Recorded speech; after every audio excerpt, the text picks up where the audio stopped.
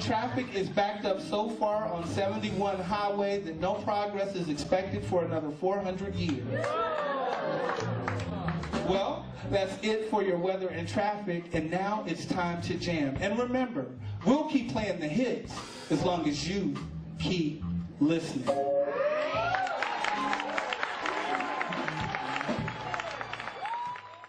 I am 5 years shy of 50, but the threads are as ancient as the Garden of Eden, coded with a language as archaic as that which was spoken in the land of Shinar, when there was only one tongue, only one enormous continent.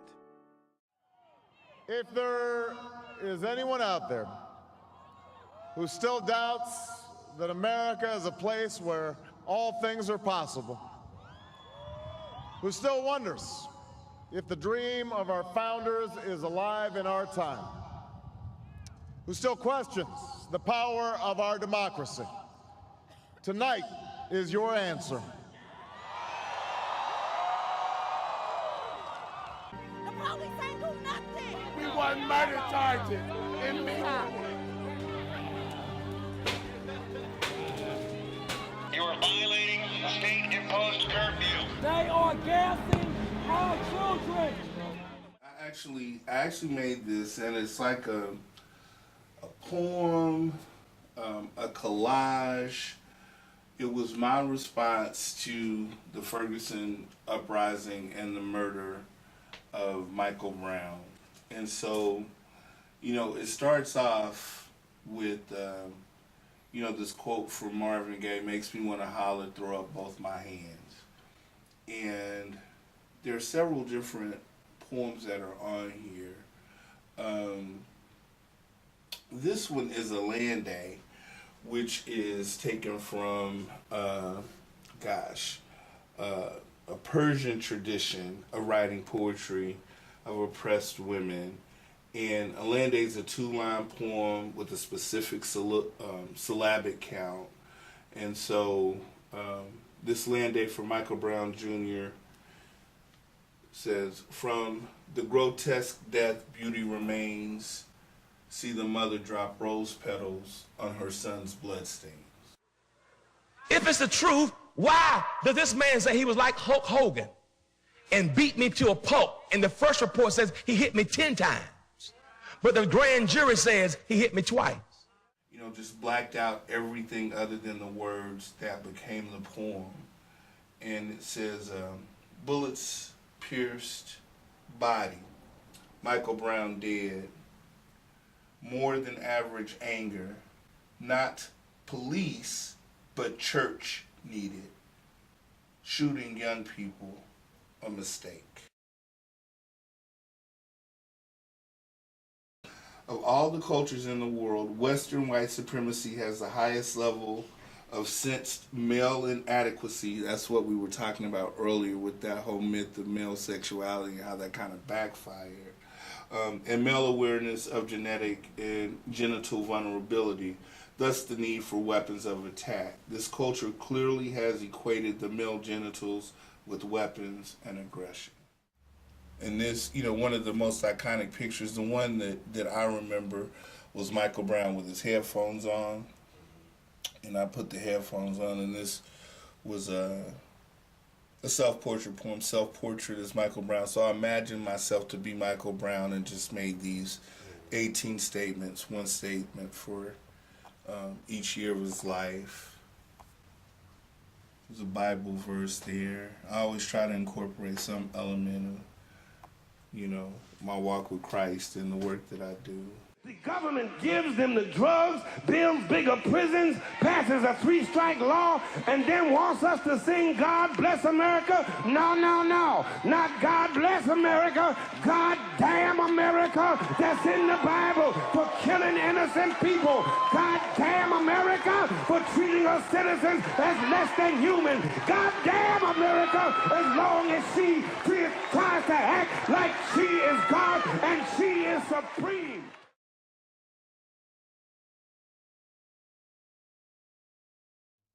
Deep in politics as we were, what we forgot in me is that you were an artist. You are a writer. Yeah. And the strongest political work you can do, the strongest political work you can do is in the arts. Yes. But like, okay. And I mean that in the sense that who is going to be reached Yes, yes. most broadly. And, That's what I'm saying. and couple with that, and I agree, continuing of the work, but part of...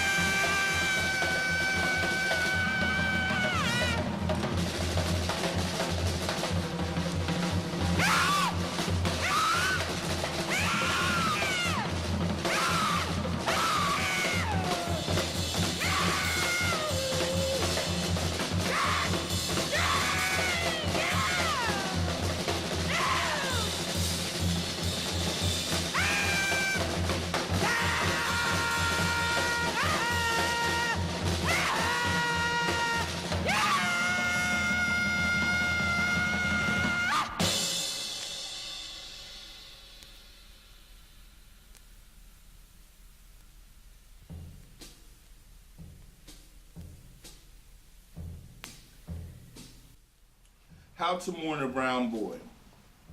Prepare while he is still alive. Know that from the moment your belly swelled with him, he was in the crosshairs. Tell the boy to pull up his pants, to walk with purpose, pursue greatness, but know that it won't protect him. After expending your maternal energy, realize there is a competing trilogy of blood, bone, and bullet. If it has been 48 hours since your last phone conversation, strengthen your index finger for numerous redials. Know his haunts as well as his homies and his honeys so they can be properly interrogated.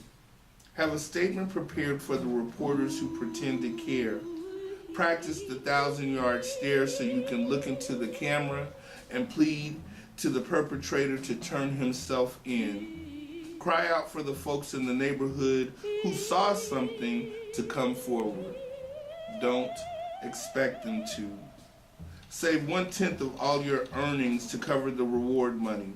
Stock up on candles and flowers and teddy bears to adorn the shrine where you will find the body outlined in chalk. Discover the thin line between funeral and circus. Every member of the family or community need not offer a eulogy. Have an array of photos prepared for the Rest in Peace t-shirts that will need to be printed. Clear out cabinet space for all the napkins, paper plates, and plastic cups that will be left over after the crowd in your home disappears. Learn to live with the silence. Realize that in the darkest hour, a mother's arms have the ability to embrace ghosts. Steel your heart against that moment each morning you awake to the returning grief. Arrive at the conclusion that there is no substance on earth that can fill the hole, but God can comfort the space around it. Help the hood discern the difference between snitch and witness, because senseless murder is everybody's business. Become initiated into the sorority no woman wants to belong to. Know that tomorrow it will be another mother's son inking the headlines. Go to her. She will need you.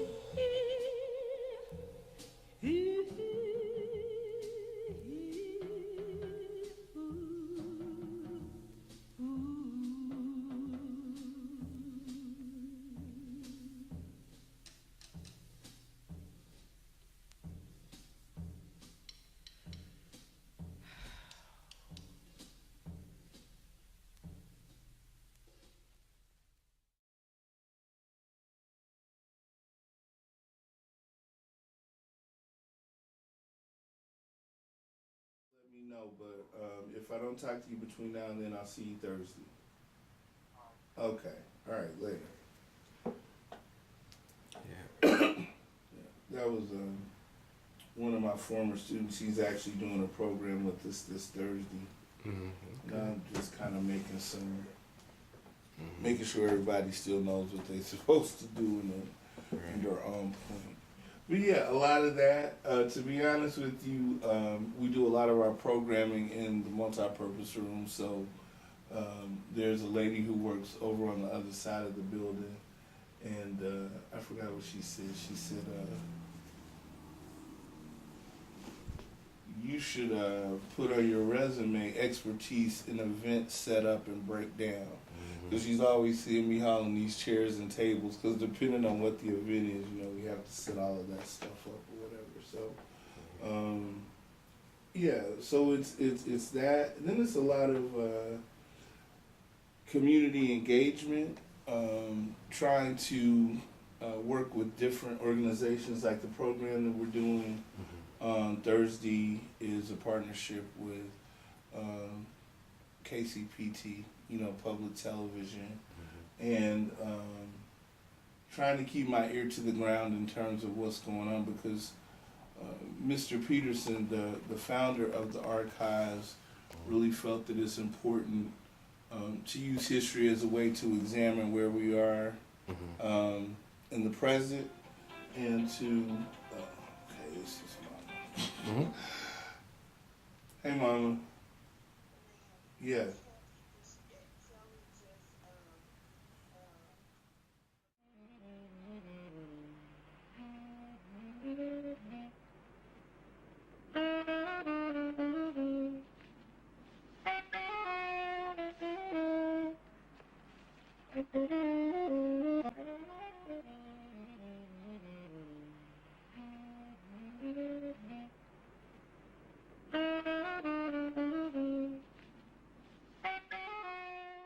With the poems that I write, I want a poem to be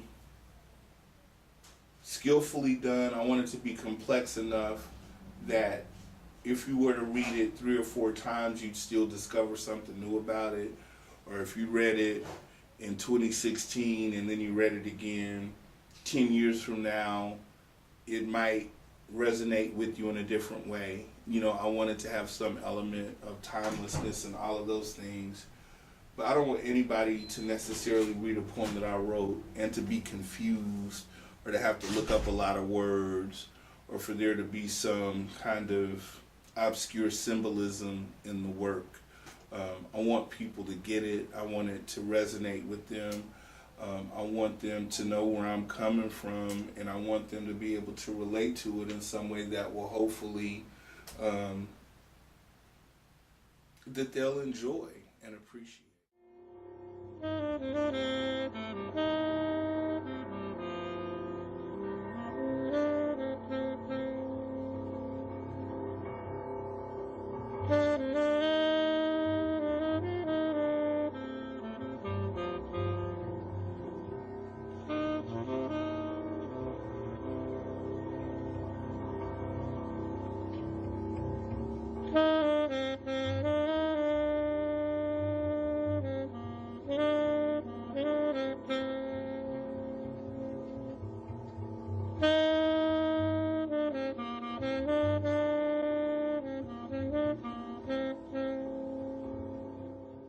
In terms of my development as a poet, as a professional, as an artist, one of the things that bothers me is that I haven't completed this MFA. And graduate school is very rigorous, and working full time and being involved in as many things as I am in the community, I just never found that balance. And so at this point, basically, I just need to finish my thesis. There's a Spanish course that is one of the language requirements that I've taken like twice and then like dropped the class because I fell behind or what have you.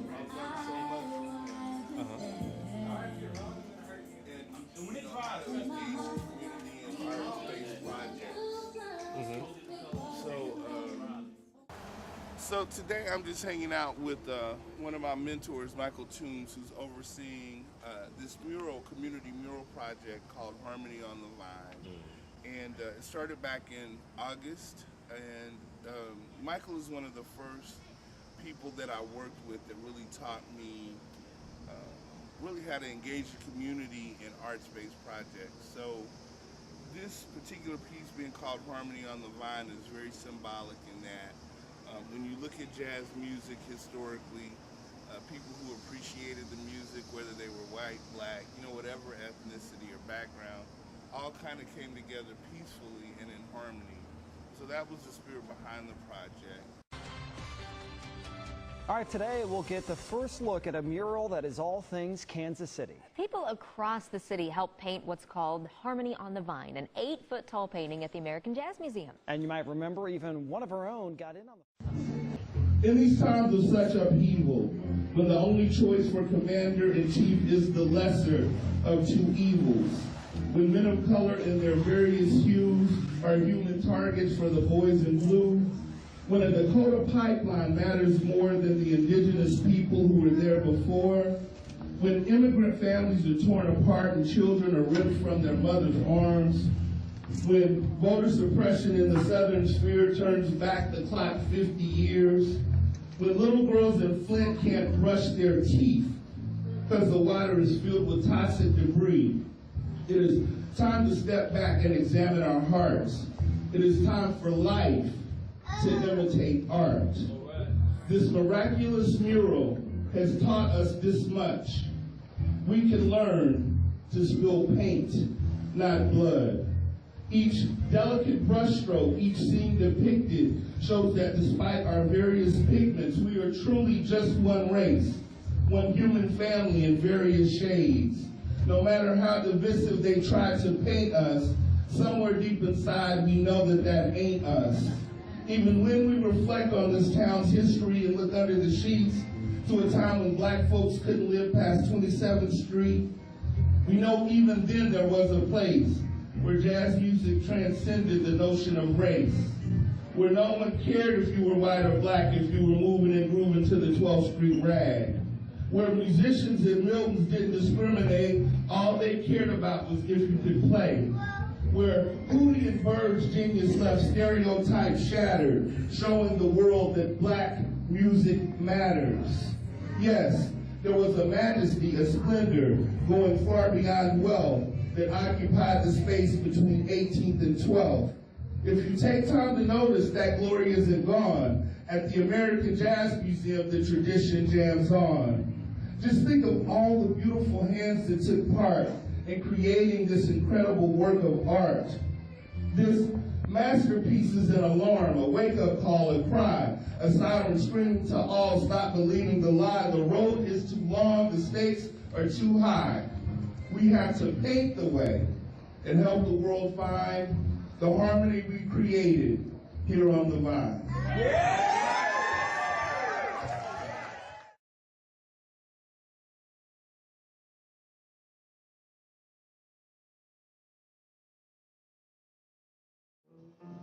You can be the clothespin, I'll be the line. We'll hang out together, won't that be fine? You can be the dustpan, I'll be the broom. We'll sweep together all over the room. And there was a quote that I read that inspired that poem. And it was by a white promoter named John Tamina. And he said something to the effect of she was a big black colored woman and she could sing any song you wanted. In his mind, I'm sure he thought that was a compliment, but for him to say big black colored woman, that idea of how he classified her or how he objectified her based on how she looked, in my mind, a poem needed to be written about her sexiness in spite of that, her allure in spite of that, because when I would listen to her music when I first discovered that the Eurocentric standard, didn't fit that mold. So I wanted to write a poem about that. praise song for Julia Lee. She was a big, fat, black colored girl who was just great and could play any request you wanted to hear. John Tamina, promoter and booking agent. We see you, Julia. Go on with your fat black self. You are a sticky, wet street song. You are the sweet ooze from the sweet spot that starts the party. You are the Kansas City kitty. You pitted your big, fat, black, colored sexy against the blonde blue. We see you, Julia, straddling Milton stage, commanding the king-size papas to snatch it and grab it, and how they came so willingly to get them some crazy little Kansas City women. Men love to do what you tell them. Told Harry Truman to bring you to Washington. Your fat, black, colored voice filling White House halls. You lovely, lovely thing, you're still teaching us how to swing. You are our sexy. You are our sultry. You are our big, fat, black, colored song. Come too soon. So come on over, but please don't come too soon.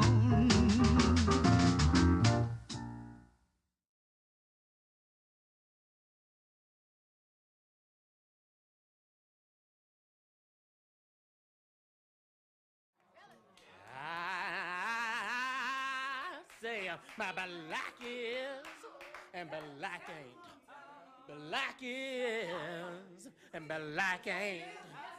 Black is blue, and black is red. And black is a tank. Black will get you. And black is light. And black will leave you alone. Black can get you over. And black can set you down. Black can let you move forward, and black will make you stumble around. It's so hot. This poem was inspired by a painting. I was asked to do a presentation on Doc Brown, who was he was a cakewalk champion back in the late 1800s and early 1900s, and he was popular here in Kansas City. He was so popular that there was a little quip about him in the Kansas City Star when the Kansas City Star wouldn't even write anything about black folks, right? And the Kansas City Museum had this program where they would invite people from the community to come in and identify an artifact from their collection, and for you to do the research and to learn more about that particular artifact and to do a presentation about it.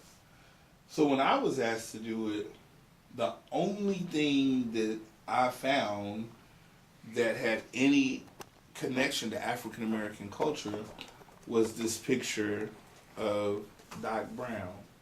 And it was kind of, he was there and he was kind of tipping his hat and doing that whole thing.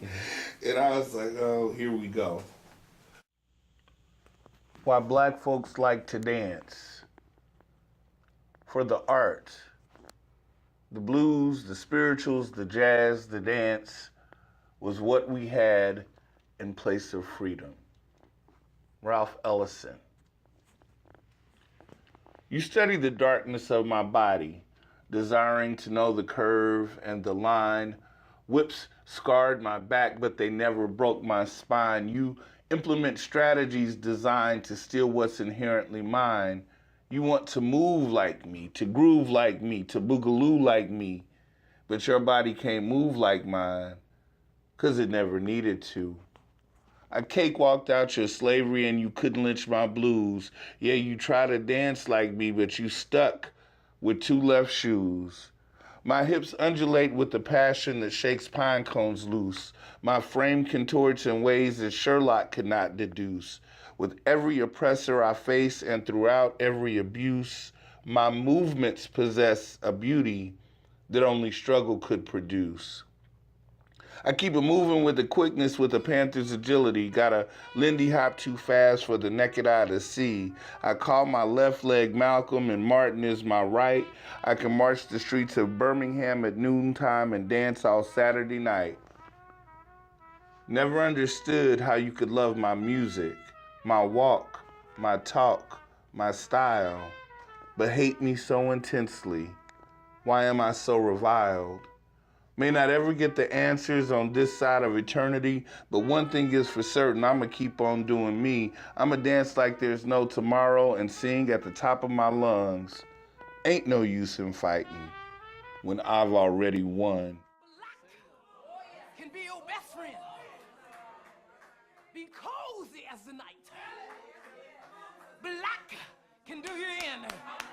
Make you fuss and cuss and fight. Black is black. And black is blue. Black is bright. Black is you. Black.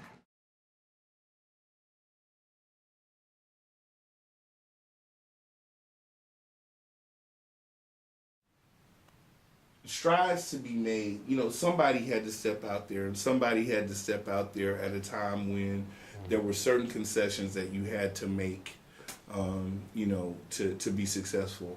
And the other thing is, the cakewalk was really subversive. It was really black folks looking satirically at white people and how they were always trying to be, you know, these socialites, and they would have these really high-end kind of dance parties, and they, prance around or what have you. And that was the black folks, the cakewalk was black folks poking fun of that, you know what I mean? And so I did find some comfort in finding out and learning more about that history and its subversiveness. And so that led to me writing this poem about why black folks like to dance.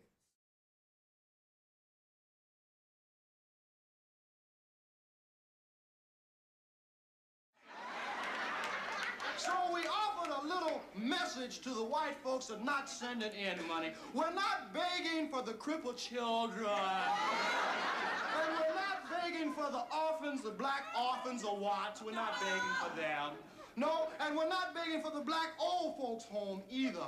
This money is to go to the BTAM, the Back to Africa movement.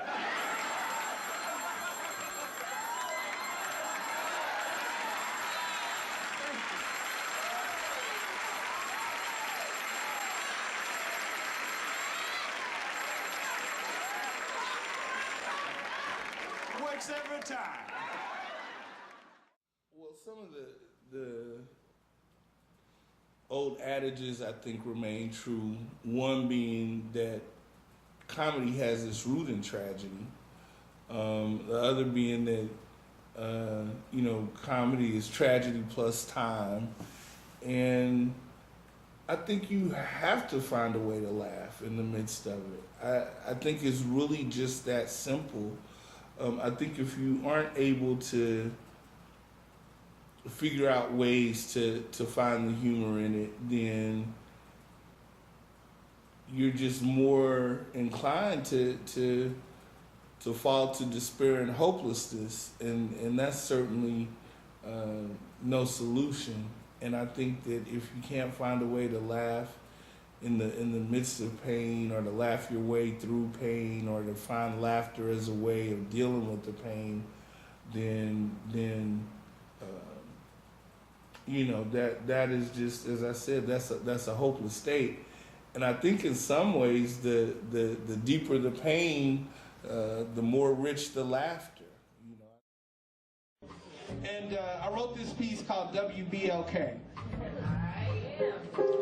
Thanks for tuning in. You are now down with the sounds of WBLK 00.0 on your FM dial. And I'm DJ Tongue Tied, here to get you through your live drive at 5. Be sure to stay tuned as we get you cranked up with the new shiznit from the crew that brought you the #1 hit, I Need a Gangbangin' Chick.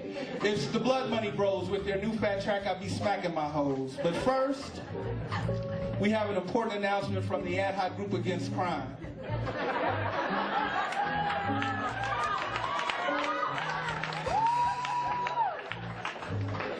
Tyrone Jackson, who is Sharice Brown's baby's daddy, is missing.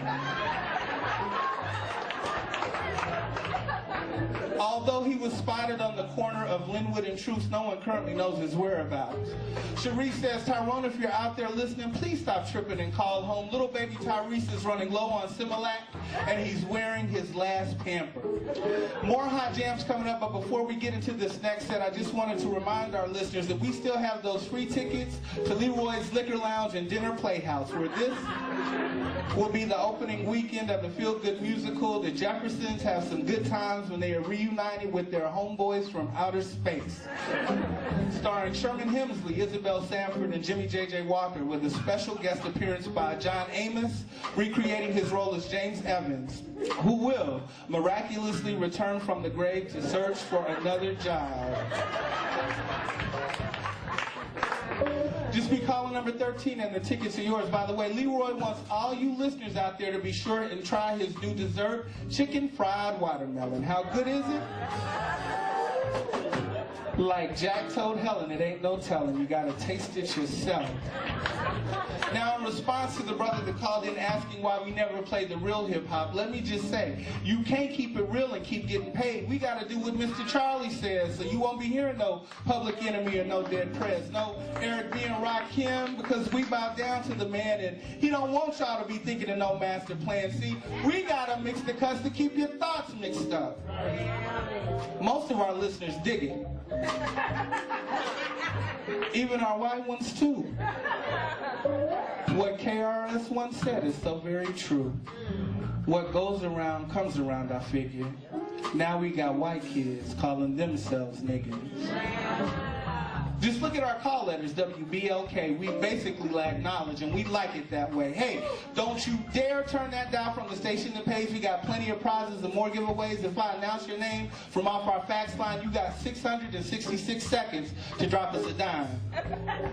Your prize package will include a free lifetime membership to Blockbuster Video, which will give you the chance to rent plenty of great movies like The Legend of Bagger Vance. Or, if Stephen King is more like your style, call up your friends and check out The Green Mile.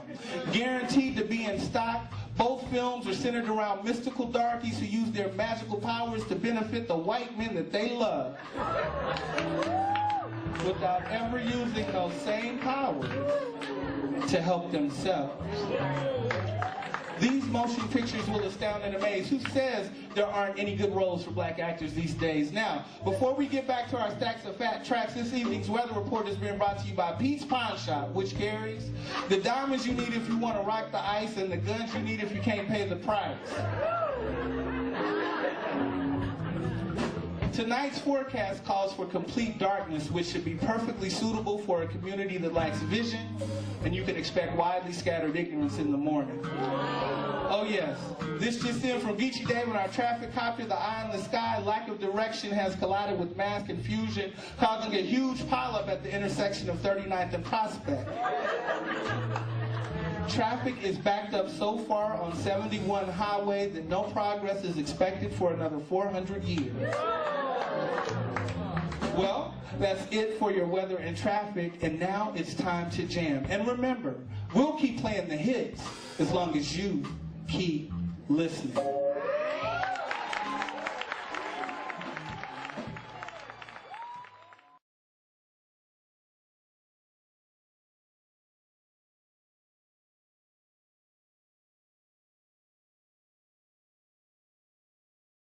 The lynching tree.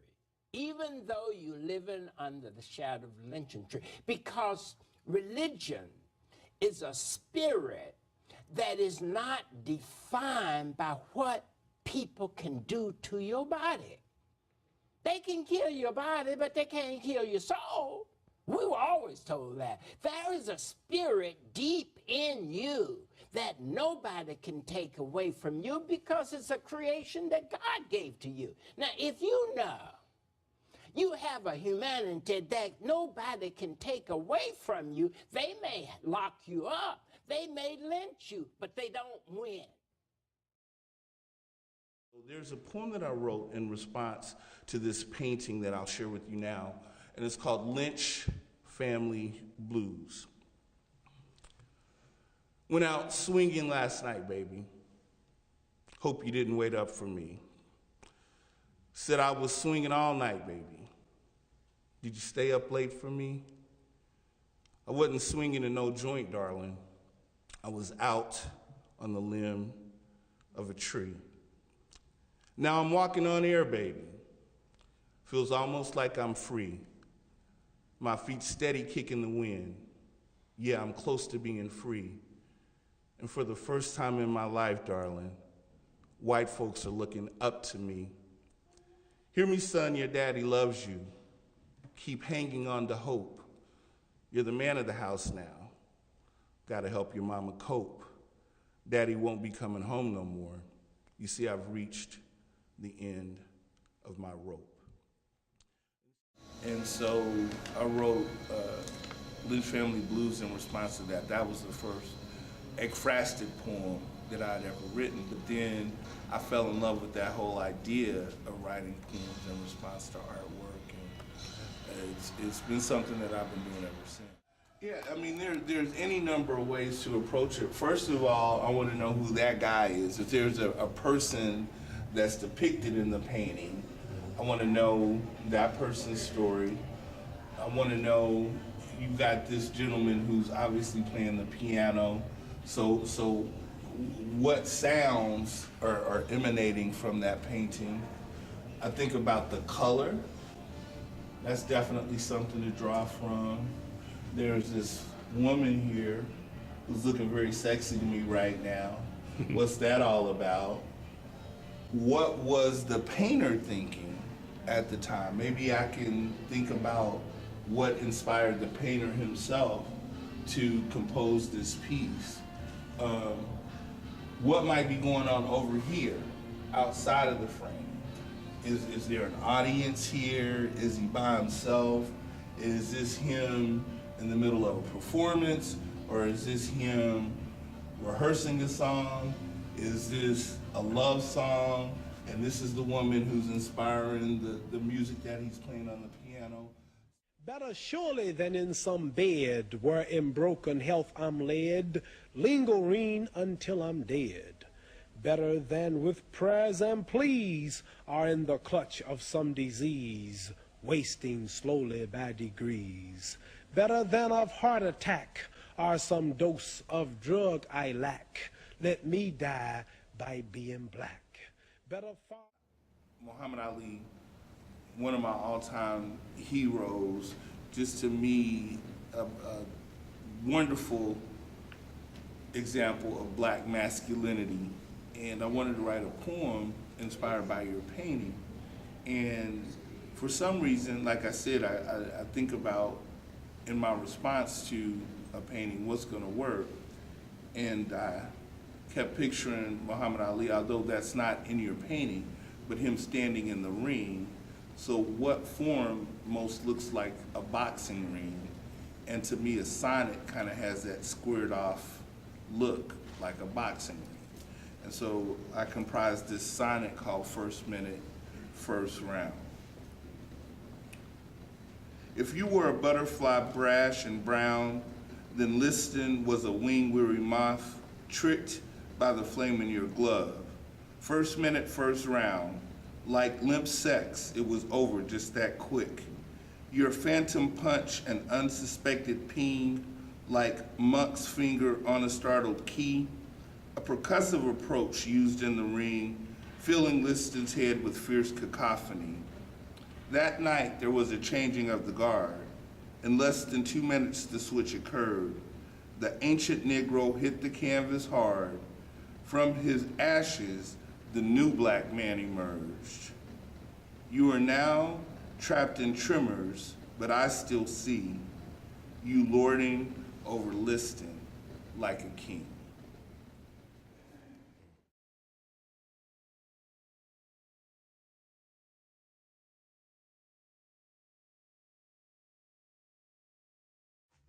Beat to rap, what key beat to lock, but I'm cool like that.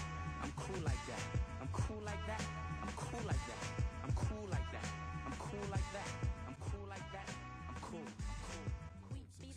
Well, you've mentioned that you're more of an artist than a business visionary, and I want to talk to you about your background with the arts. What is your background with the arts? It started when I was 8 years old. My grandmother, for my 8th birthday, got, she typically gave me really cool presents. Back when I was growing up, it was Rock'em Sock'em Robots and Hot Wheels, whatever the hot toy was, my grandmother got it for me. But on my 8th birthday, she just gave me a copy of the poem If by Rudyard Kipling, and she challenged me to memorize it.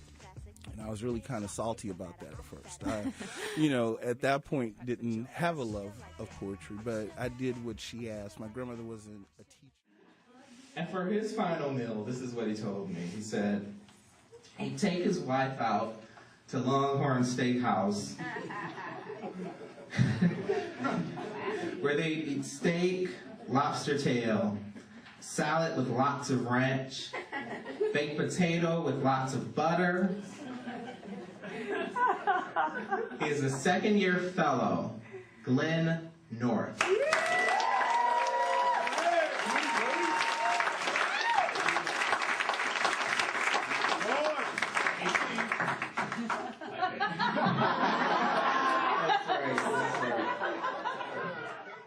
The biggest honor I received on a national level was when I submitted my work to Cobby Conham and was accepted and became a Cobby Conham Fellow. I was working on I was preparing a workshop for Black History Month for an organization. This was back in the early 2000s, and I just was Googling.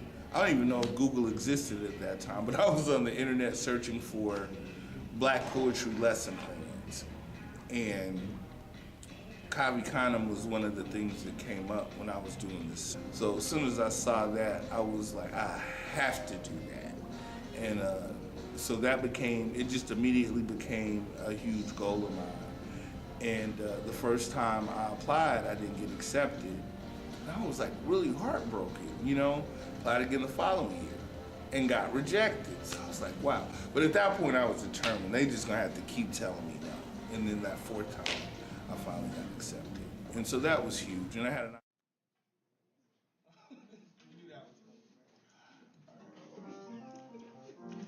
This poem is unwanted. This poem is illegitimate. This poem was an accident.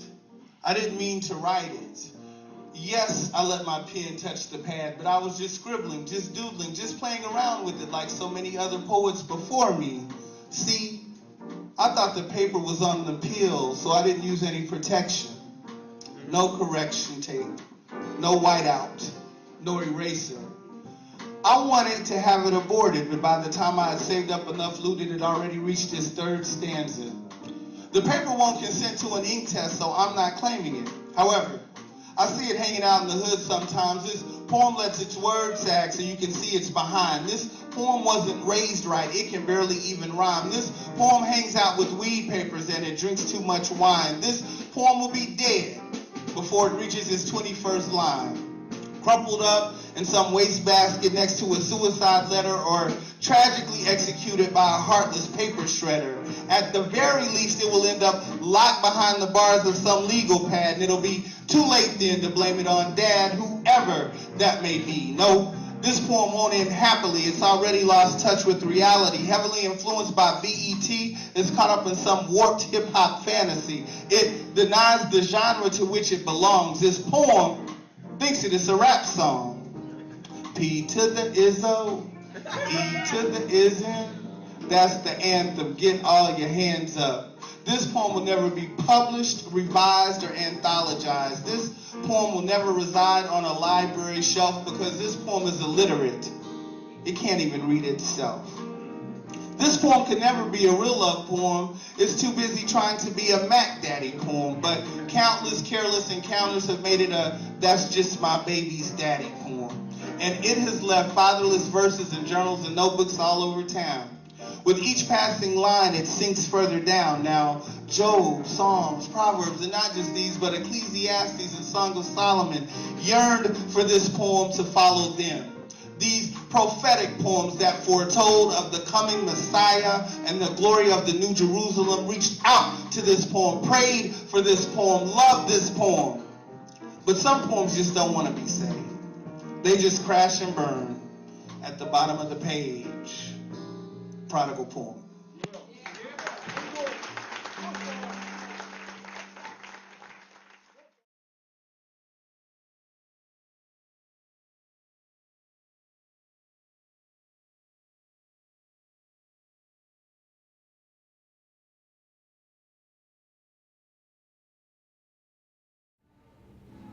he understands the importance of how a word, one word, can change the overall spectrum of an experience. You know, words are rhythmic. They move you, they motivate you, they challenge you. And with everything that he does, when you work with him, that's what he's doing to you. He's challenging you, he's motivating you. He's allowing you to incorporate with him, not at him, to him. You work, when you work with Glenn, you work with Glenn. Okay. And he works with you. There is a place where parched lips kiss warped reeds and cramped fingers stroke strings and keys, filling the air with melodies, and resurrected rhapsodies capture the cadence of ancient chants where shackles are removed and our ancestors dance in anticipation of liberty, and every note that's played is dedicated to their memory. There is a place where each heartache and every sharp pain can be soothed and smoothed by medicinal refrain. The story of King David makes it plain. And it came to pass that when the evil spirit from God was upon Saul, that David took a harp and played with his hand. So Saul was refreshed and was well, and the evil spirit departed from him. You see, this divinely inspired requiem came forth from a glorious past, and although it defies description, we choose to call it jazz. And ever since this magical music emerged from space and time, it has found a permanent residence on 9+9 and Vine. Someday soon you'll travel there to escape from cell phones and emails and faxes, from being overworked and underpaid and paying too many taxes. This is the place where even struggle kicks off his shoes and relaxes, and the only war that will ever take place is the battle of the Saxons. This is the place where jazz is served up as a sensual delight, and it smells like grandmother's chitlins because she always cooks them just right, and it tastes like the peach cobbler she bakes that gets better with every bite, and it feels like love's very first kiss shared in the soft moonlight, and it looks like Susanna Jones when she wears that red dress. Lord, what a beautiful sight. And it sounds like the jazz disciples, cool on a blue Monday night, or like Gabriel's trump at the rapture, just before we take flight. So these ministers of music are awaiting your arrival, wanting to provide you with orchestral comfort as you witness the revival, because jazz, like matter, can't be destroyed, it only changes forms. And the historic intersection of 18th and Vine is where jazz will be reborn. Then we will cherish this noble noise and glow in the cool of its heat as the caramel-coated cacophony provides a sonically hypnotic beat that can only ever be heard through the tapping soles of the feet, and as willing slaves to the rhythm, our freedom will be complete.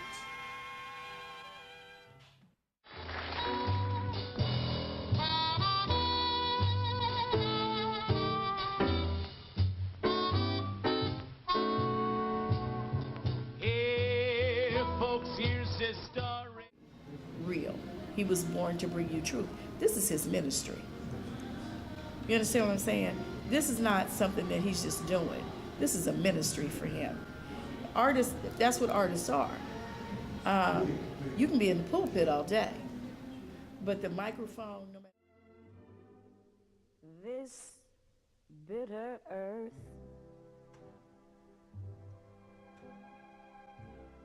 well, what the fruit it bears, what good is love?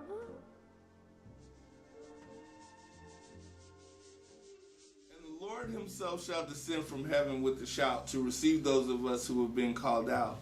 Those of us blessed to be called saints, we who grew weary but didn't faint. What a beautiful picture God's word paints on the canvas of my heart. Consequently, I view the world biblically, no longer concerned with being correct politically. I proceed analytically to avoid living hypocritically so that my testimony will be received for its authenticity. It seems to me that we are moving rapidly toward the fulfillment of final prophecy. We've been warned through the sacred scripts of the impending doom of the apocalypse and the days coming soon as it was once then. You better get in this ark or get ready to swim in a lake of fire where your license to suffer will never expire. It has been divinely taught to me to handle eternity cautiously. See, far too many believers are following heresy.